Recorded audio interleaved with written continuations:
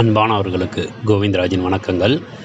Tamil Nadu teachers education யூனிவர்சிட்டியில் BEd second year படிக்கக்கூடிய மாணவர்களுக்கு ப்ராக்டிக்கல் எக்ஸாமினேஷன் நடக்கும். அந்த ப்ராக்டிக்கல் எக்ஸாமினேஷனை பொறுத்தவரை செமஸ்டர் 3ல் வந்து ஃபீல்டு என்கேஜ்மெண்ட் அப்படின்றதுக்கு ஒரு 500 மார்க்ஸ் இருக்கும். அந்த 500 மார்க்ஸில் வந்து ஸ்கூல் இன்டர்ன்ஷிப், இபிசி, ஆன்லைன் கோர்ஸுன்னு 3 பகுதிகளை சேர்ந்தது தான் இந்த செமஸ்டர் 3. அதில் வந்து record verification, teaching learning assessment, external evaluation இருக்கும்.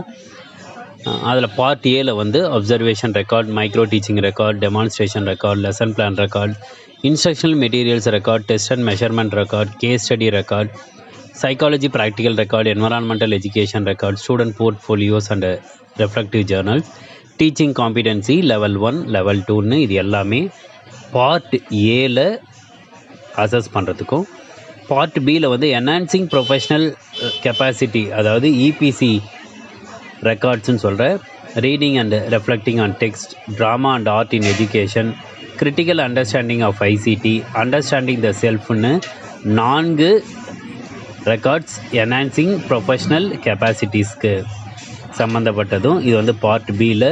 பார்ட் சியில் வந்து ஆன்லைன் கோர்ஸில் ஸ்வயமில் any course related to pedagogy, education or basic discipline ஸ்கில்ஸ்லேருந்து ஏதாவது ஒரு ஆன்லைன் கோர்ஸ் இந்த சர்டிஃபிகேட்டையும் ப்ரொடியூஸ் பண்ணணும்.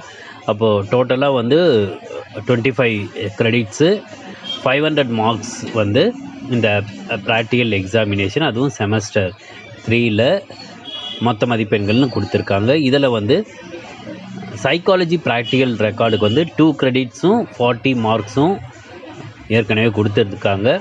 இப்போ இந்த 2 கிரெடிட்டு 40 மார்க்ஸுக்கு அவங்களே என்ன பண்ணியிருக்காங்கன்னா யூனிவர்சிட்டியிலேருந்து என்னென்ன செய்யணும் அப்படின்றதையும் கொடுத்துருக்காங்க. அதன்படி ஸ்டூடெண்ட் டீச்சர்ஸ் வந்து 5 சைக்காலஜிக்கல் எக்ஸ்பெரிமெண்ட்ஸும் 5 சைக்காலஜிக்கல் டெஸ்ட்டும் வந்து அவங்க வந்து பர்ஃபார்ம் பண்ணியிருக்கணும் அப்படின்றதும், அந்த ஆக்டிவிட்டீஸ் எல்லாத்தையும் ஃபஸ்ட்டு செமஸ்டரில் முடிச்சிருக்கணும் அப்படின்றதும், நீங்கள் கலெக்ட் பண்ண இன்ஃபர்மேஷனை ரெக்கார்டு மூலமாக நீங்கள் வந்து எழுதி அதை வந்து ப்ராக்டிக்கல் எக்ஸாமினேஷன் அப்போது அதை வந்து நீங்கள் சப்மிட் பண்ணணும் அப்படின்றதையும் கொடுத்துருக்காங்க.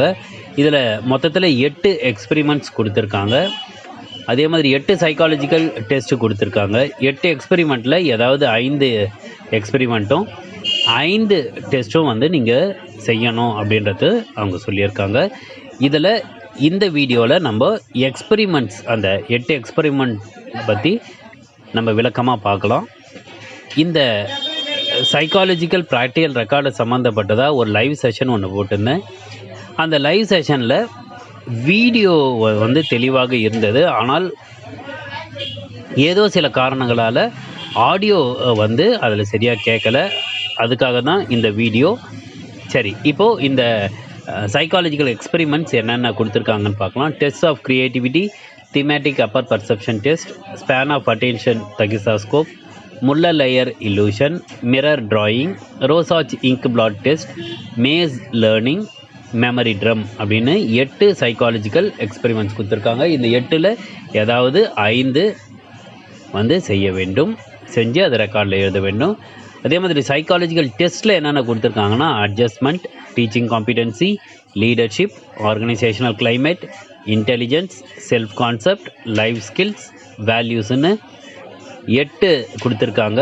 8ல் ஏதாவது 5 வந்து ப்ராக்டிக்கல் ரெக்கார்டில் நம்ம எழுத வேண்டும். இந்த எக்ஸ்பெரிமெண்ட்டுக்கும் டெஸ்ட்டுக்கும் ஒரே மாதிரியான ஸ்டாண்டர்ட் ஃபார்மேட்டு.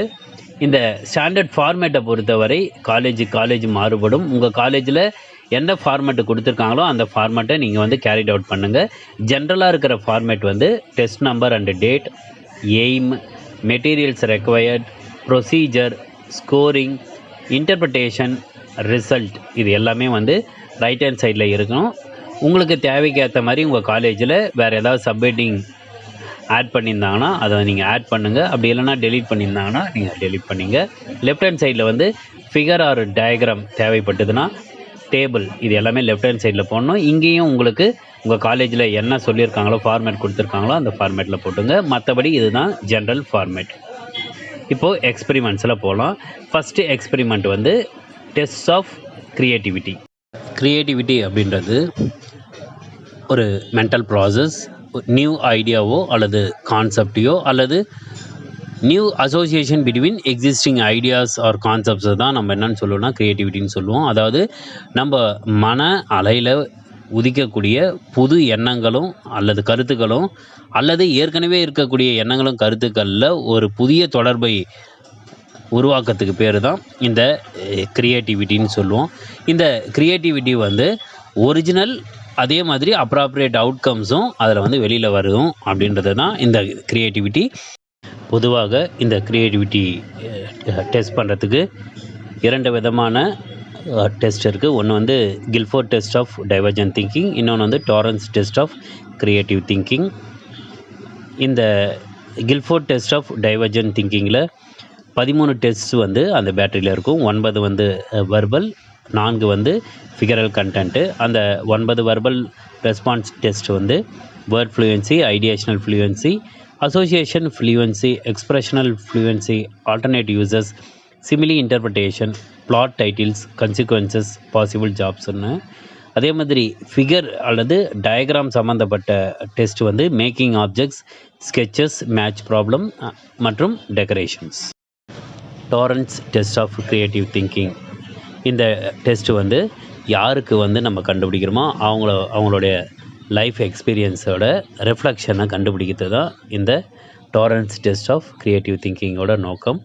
இந்த டாரன்ஸ் டெஸ்ட்டில் எக்ஸாமினி, அதாவது யாரை நம்ம கண்டுபிடிக்க வரோமோ அவங்களுக்கு ஒரு டைட்டில் கொடுத்துட்டு அவங்கள ஒரு படம் வரைய சொல்கிறதோ, அப்படி இல்லைன்னா ஏதாவது ஒரு ஆப்ஜெக்ட்ஸை கொடுத்து அந்த ஆப்ஜெக்ட் சம்மந்தப்பட்ட questions, reasons, consequences, different uses இதை பற்றி சொல்லி அவங்களுடைய க்ரியேட்டிவ் திங்கிங் எப்படி இருக்குதுன்றதை நம்ம கண்டுபிடிக்கிறது தான் இந்த Torrance test of creative thinking. இந்த டாரன்ஸ் டெஸ்ட் மூலமாக நம்ம மென்டல் கேரக்டரிஸ்டிக்ஸை நம்ம கண்டுபிடிக்க முடியும். எய்தர் த்ரூ அந்த ஃபிகரல்லோ அல்லது வேர்ட்ஸ் மூலமாகவும் நம்ம பண்ணலாம். இந்த மென்டல் கேரக்டரிஸ்டிக்ஸ் என்னென்ன கண்டுபிடிக்கலாம்னா fluency, resistance to premature closure, elaboration, abstractness of titles, originality.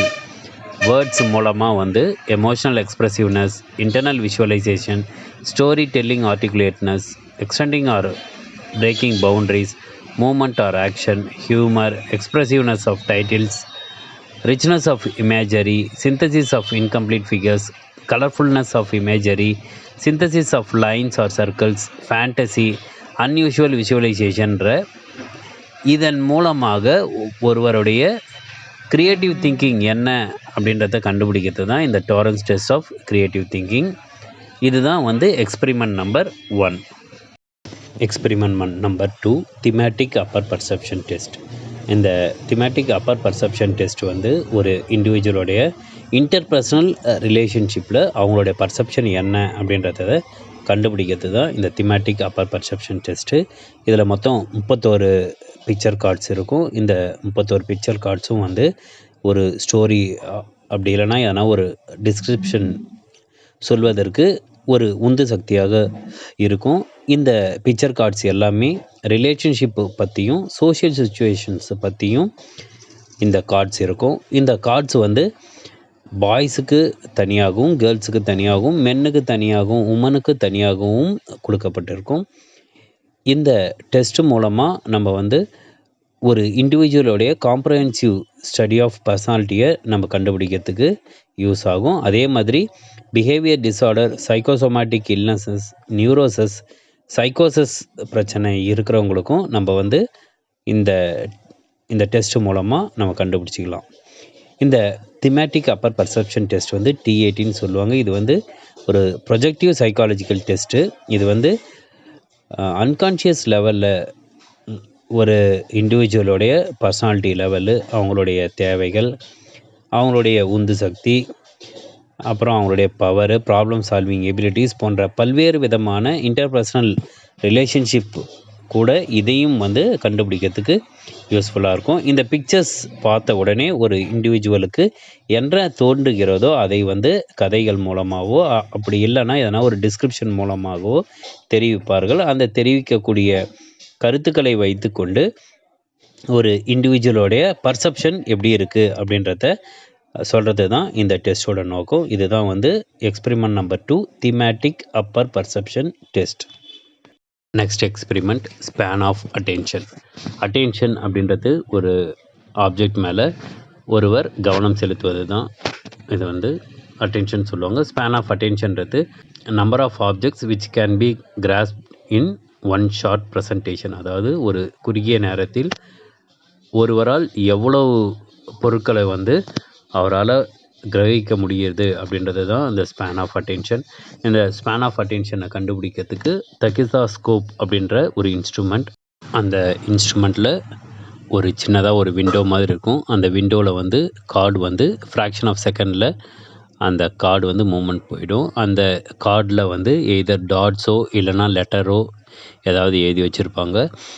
இதுக்கு அப்புறம் பார்த்திங்கன்னா அதனுடைய பேக் சைடில் ஒரு லீவர் வந்து அதில் கனெக்ட் ஆகிருக்கும். அந்த லீவர் வந்து என்ன பண்ணணும்னா அந்த போர்டை வந்து தாங்கி பிடிச்சிட்ருக்கோம். ஒன்ஸ் லிவரை வந்து நீங்கள் ஆன் ஆஃப் அப்படின்ற மாதிரி மோடை கொடுத்தீங்கன்னா அந்த லிவர் வந்து கீழே போயிடும், போர்டை வந்து கீழே தள்ளிடும். அந்த கீழே தள்ளும்போது அதில் வைக்கப்பட்டிருக்கிற அந்த கார்டு வந்து ஃப்ராக்ஷன் ஆஃப் செகண்டில் கீழே போயிடும். அந்த ஃப்ராக்ஷன் ஆஃப் செகண்டில் எதிரில் உட்காந்துட்டு இருக்கிற எக்ஸாமினி, அதாவது நம்ம யாரை வந்து நம்ம சோதிக்க போகிறோமோ அவங்க வந்து அந்த ஃப்ராக்ஷன் ஆஃப் செகண்டில் அங்கே தெரியக்கூடிய அந்த லெட்டர்ஸோ அப்படி இல்லைன்னா டாட்ஸ் அந்த கார்டில் பார்த்துட்டு அவங்க சொல்ல வேண்டும். இதை பொறுத்து தான் இந்த எக்ஸ்பெரிமெண்ட் இருக்கும். இதில் வந்து எத்தனை வந்து கரெக்டான ஆன்சர் சொல்கிறாங்க, எத்தனை வந்து ராங்கான ஆன்சர் சொல்கிறாங்கன்றத கண்டுபிடிச்சிட்டு அதுக்கேற்ற மாதிரி ஒருவருடைய ஸ்பேன் ஆஃப் அட்டென்ஷனை நம்ம தீர்மானிக்கலாம்.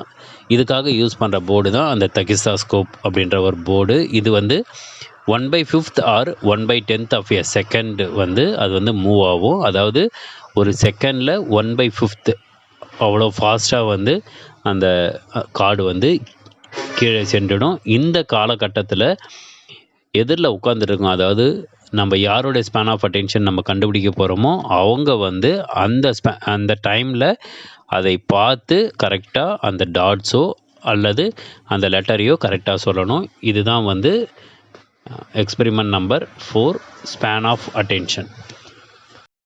அடுத்த எக்ஸ்பெரிமெண்ட் முல்லர் லயர் இல்லூஷன்.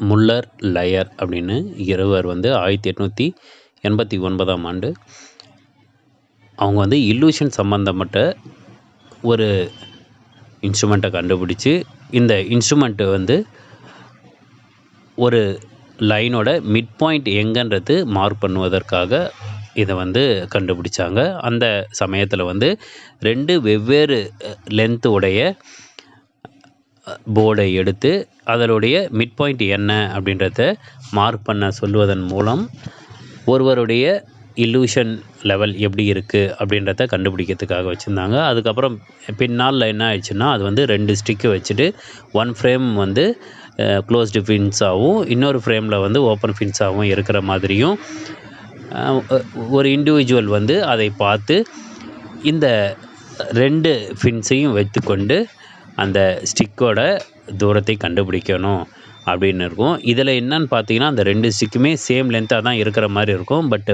பார்வையில் பார்க்கும்பொழுது ஒன்று பெரியதாகவும் ஒன்று சிறியதாகவும் இருக்கும். இதில் எது பெரியது எது சிறியது அப்படின்னு ஒரு இண்டிவிஜுவலை வந்து கேட்டு அதுக்கேற்ற மாதிரி அவங்களுடைய லெவல் ஆஃப் இல்லூஷன் என்ன அப்படின்றத கண்டுபிடிக்கிறதுக்காக இது செயல்பட்டது. அதுக்கப்புறம் என்னென்னா இந்த முல்லர் லயர் இல்லூஷன் அந்த போர்டை வைத்துக்கொண்டு நியூரோ சயின்டிஸ்ட்க்கு எப்படி இருந்ததுன்னா ஒரு பிரெயின் வந்து எந்த மாதிரி திங்க் பண்ணுது, அவங்களோட விஷுவல் சிஸ்டமில் என்ன மாதிரி பர்சீவ் பண்ணுது அந்த பிரெயின், அதே மாதிரி இமேஜஸை எப்படி இன்டர்பிரட் பண்ணுது அப்படின்ற தகவலும் இதன் மூலமாக தெரிந்து கொள்ளலாம்.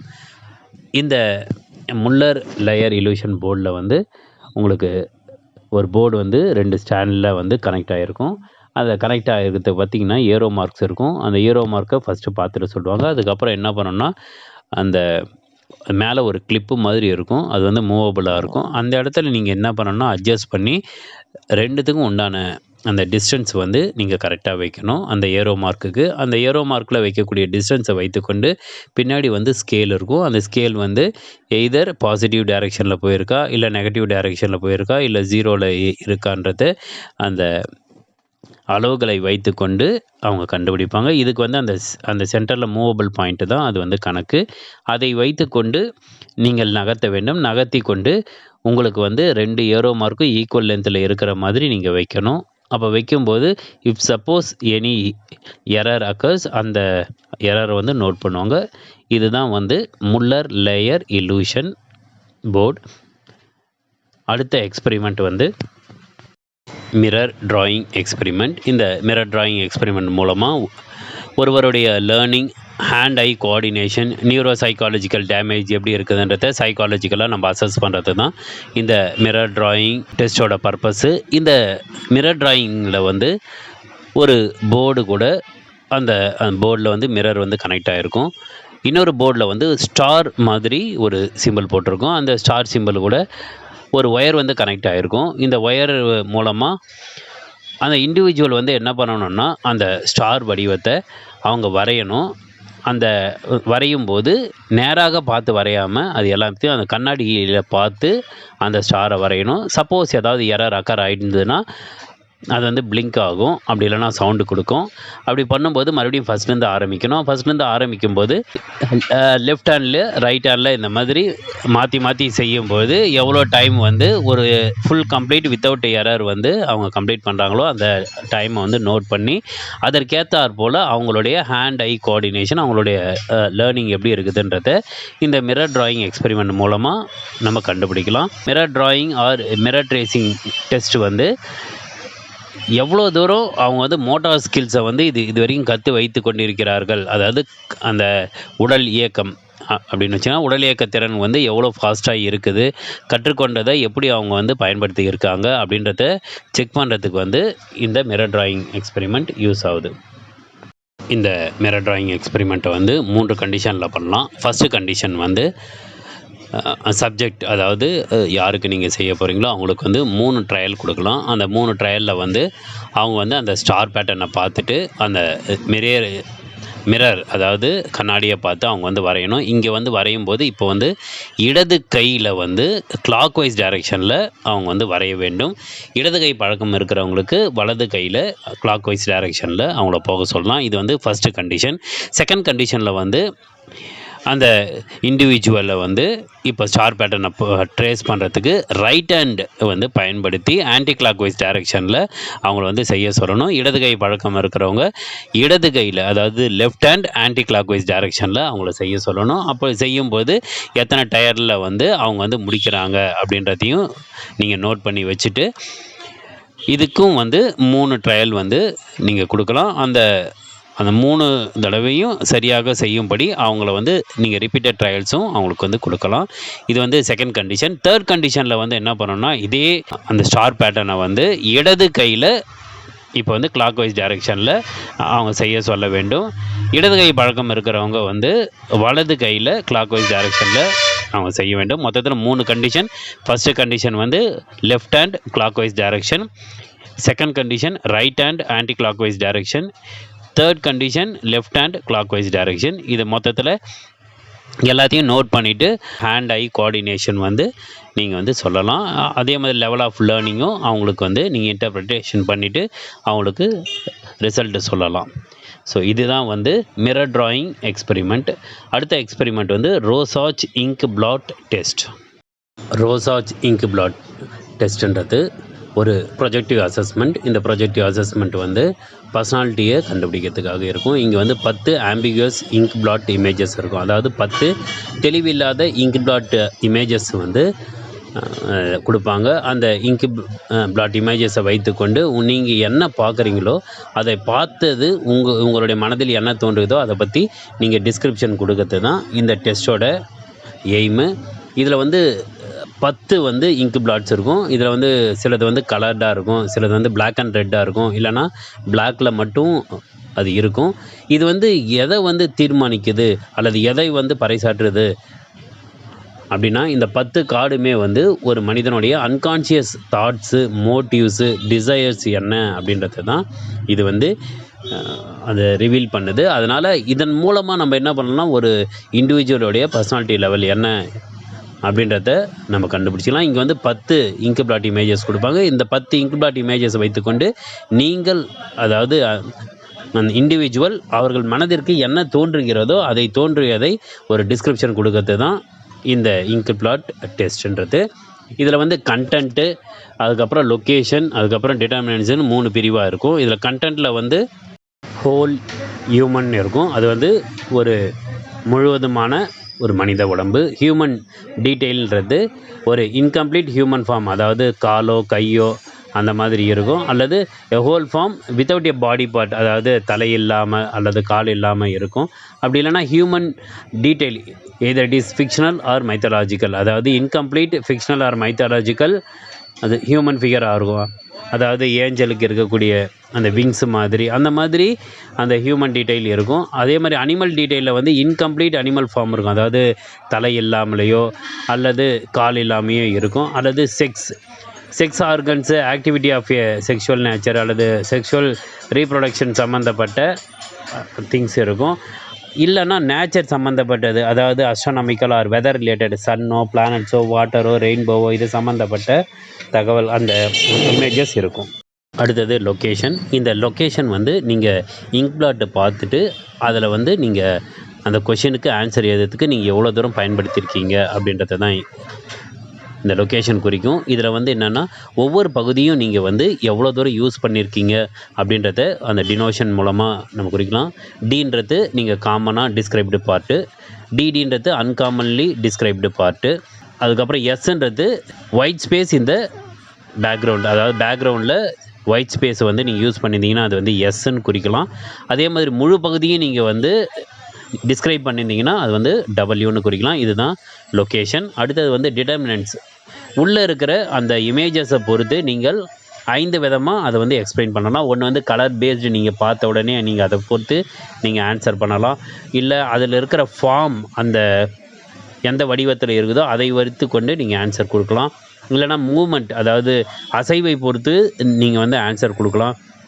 பேர்ஸ் அண்டு ரெஃப்ளெக்ஷன்ஸை பொறுத்து இருக்கலாம். அப்படி இல்லைனா ஷேடிங்கை பொறுத்து இருக்கலாம். இந்த மாதிரி 5 டிட்டர்மினன்ட்ஸை வைத்து நீங்கள் அந்த கொஷினுக்கு ஏற்ற நீங்கள் ஆன்சர் கொடுக்கலாம். இது எல்லாமே வந்து ரோசாச் இங்க் பிளாட் டெஸ்ட்டில் உங்களுக்கு வந்து 10 ஆம்பிகுவஸ் இங்க் பிளாட் இமேஜஸ் கொடுத்துருப்பாங்க.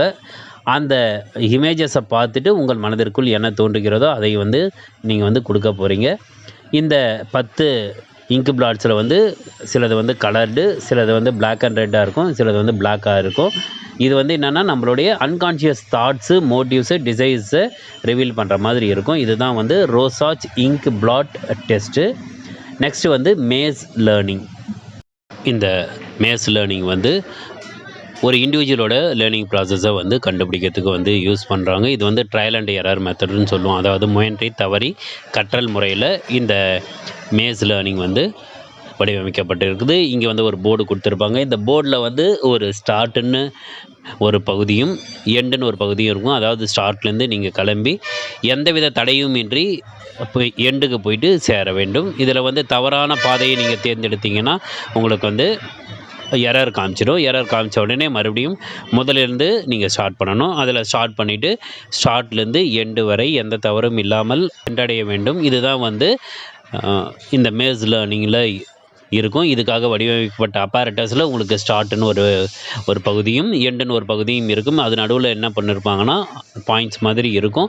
அந்த இடத்துல நீங்கள் வந்து கொடுக்கப்பட்டிருக்கிற அந்த லேபிள் மூலமாக நீங்கள் சென்று ஸ்டார்ட்லேருந்து எண்டுக்கு போயிட்டு சேர வேண்டும். இதில் வந்து ப்ரிகாஷன்ஸ் என்னென்ன இருக்கணும் அப்படின்றது என்னென்னா, அந்த எக்ஸ்பெரிமெண்ட் பண்ணுறதுக்கு முன்னாடி இந்த மேஸ் பாயிண்ட்டை வந்து யாருக்கு நம்ம காமிக்க போகிறோமோ அவங்க வந்து பார்க்கக்கூடாது. இரண்டாவதாக இதில் வந்து கையை வந்து அவங்க வந்து டச் பண்ணக்கூடாது. மூன்றாவது வந்து என்ன பார்த்து போயிருக்காங்க, அதே மாதிரி எவ்வளோ டைம் வந்து அவங்க எடுத்திருக்காங்க, எவ்வளோ எரர்ஸ் வந்து கமிட் பண்ணுறாங்க அப்படின்றத கரெக்டாக நோட் பண்ண வேண்டும். அதே மாதிரி எக்காரணத்தை கொண்டும் கையை விட்டு அந்த ஒயர் கனெக்ட் பண்ணிக்கிறத எக்காரணத்தை கொண்டு எடுத்துகிட்டு மறுபடியும் அவங்க வைக்கிற மாதிரி இருக்கக்கூடாது. ஒன்ஸ் அவங்க வந்து ஸ்டார்ட்லேருந்து டச் பண்ணிட்டாங்கன்னா either it is error or correct both, சரியாக இருந்தாலும் சரி அல்லது தவறு நடந்தாலும் அந்த பாயிண்ட்டை வந்து அவங்க வந்து எடுக்கக்கூடாது. ஒன்ஸு அவங்க ஸ்டார்ட்டில் கை வச்சுட்டாங்கன்னா முடிக்கிற வரைக்கும் அவங்க எக்காரணத்தை கொண்டும் எடுக்கக்கூடாது. இதுதான் வந்து ப்ரிகாஷன்ஸாக கொடுத்துருக்காங்க.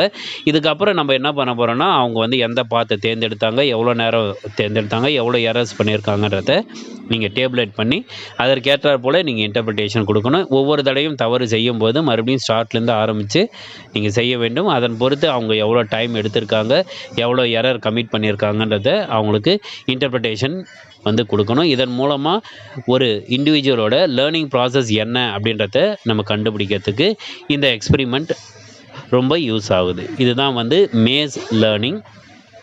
கடைசியாக இருக்கிறது மெமரி ட்ரம்.